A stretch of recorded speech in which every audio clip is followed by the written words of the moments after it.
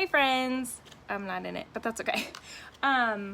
So this bag of paint, this is paint by the way, hope you can see this, has been staring me in the face for a while. This is Miss Mustard Seed Milk Paint, and it is one of my all-time favorite mediums to use when I'm painting.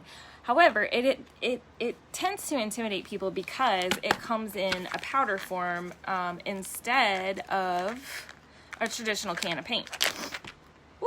And I opened it and some of the powder came out. Okay, so milk paint basically is all natural.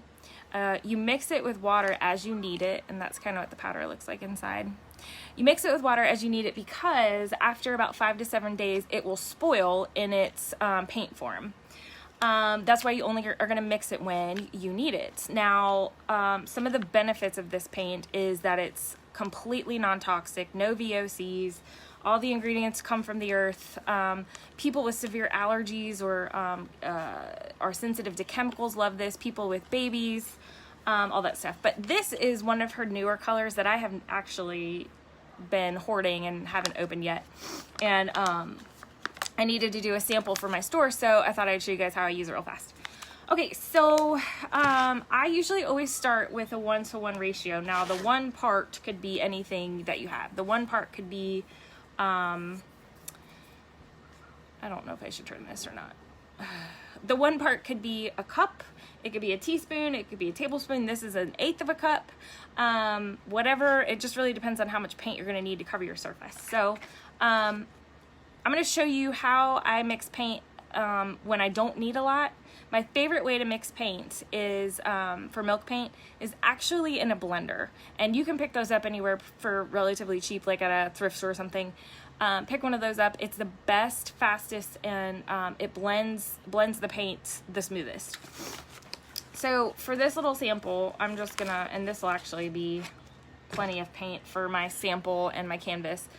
So I'll get my girls out here and let them use it on something else.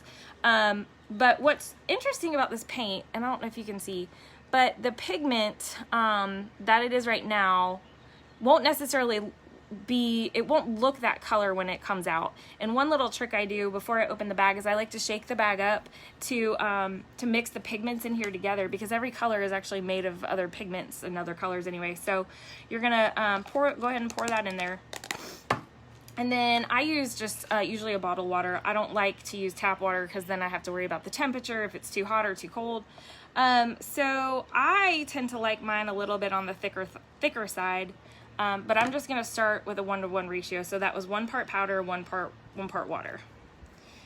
And I'm gonna use this little handy dandy, this is actually a milk frother. One of my girlfriends, she had one of these in her house, and I was like, oh, what do you use yours for? And she was like, oh, I use it to mix chocolate milk. And I was like, that's genius.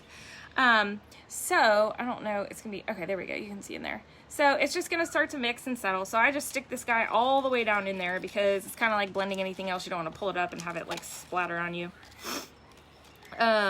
I can hear my kids screaming on, I don't know what they're doing, but they're screaming in a good way, like a fun way.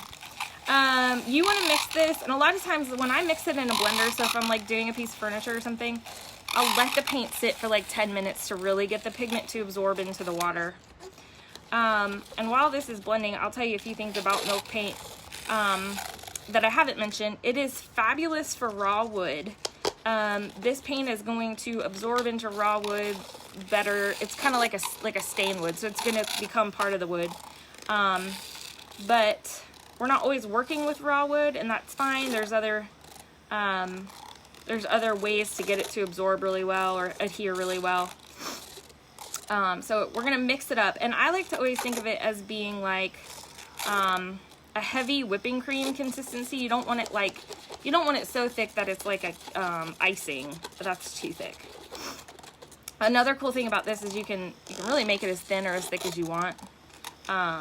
Depending on, you can layer colors really easily if you make it thin.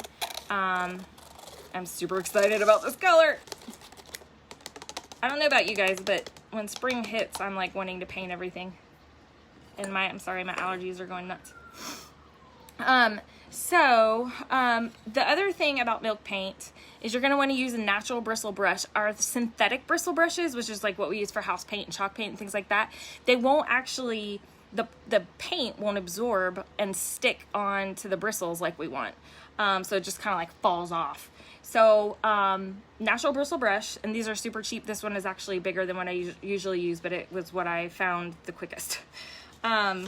So one of my favorite things, of course now I can't even get in the cup. Okay, so one of my favorite things, and you guys won't really be able to see it today on this little short video, but this paint self-levels better than anything I've ever used. In other words, it does not leave brush strokes. As it dries, if you leave it alone, it is the smoothest paint that I've ever used. And actually, that's why a lot of people kind of gravitate to it that have been educated about it. So, oh, I'm so excited about this color. It's kind of like a blue-gray. You want to make sure you get it blended pretty well. If you don't blend it well, you'll see chunks of paint in there, and you'll know that it's not really blended that well. Which if you see that, it's not a big deal. I usually just stop and then start blending again, and then letting it sit for a few minutes really helps.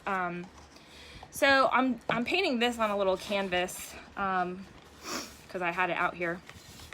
So this will absorb really well into this porous canvas. But if you were painting a piece of furniture that had like a high gloss or sheen on it, you would notice one thing that's very different. And it would actually give you, if it's got an oil or a sheen or anything like that on there, what's going to happen is it's going to want to chip off, kind of like this up here. I love this look. It's so funny. People either love it or they hate it. It's kind of like a farmhouse look. There are ways that you can force this look. There are ways that you can control this look. I'm not going to get into all that. But this can happen if you just blend your paint and paint on a high sheen surface. Now, she does sell what's called a bonding agent, and you can just simply add that bonding agent into your paint, and then it won't chip if you don't want it to chip. But that's for another day. So anyway, that is, I'm just doing this for my sample board at Homespun, at my store, or my booth in Homespun.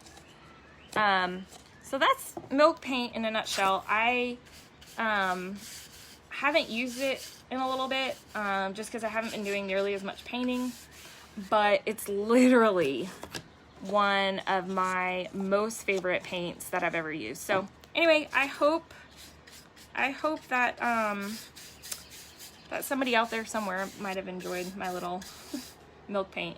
And look how cool that layer is, like, even if I didn't want to cover that blue. All right, well, that's it. Thanks, friends. See ya.